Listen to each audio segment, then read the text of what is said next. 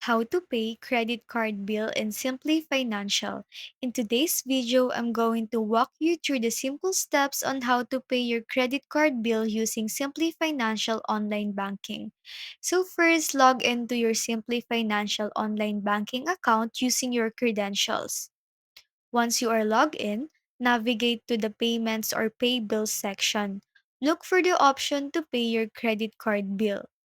From the list of payment options, select your credit card account as the payee.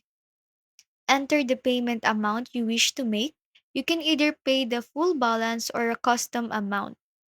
Choose the account from which you want to make the payment and select the date you want the payment to be processed. Review the payment details carefully to ensure everything is accurate. Once everything looks good, confirm the payment by clicking on the appropriate button. If prompted, verify the transaction with additional security measures like entering a one-time password. And that's it. You have successfully paid your credit card bill using Simply Financial online banking. If you found this video helpful, don't forget to like and subscribe for more tech tips. Thanks for watching and see you in the next one.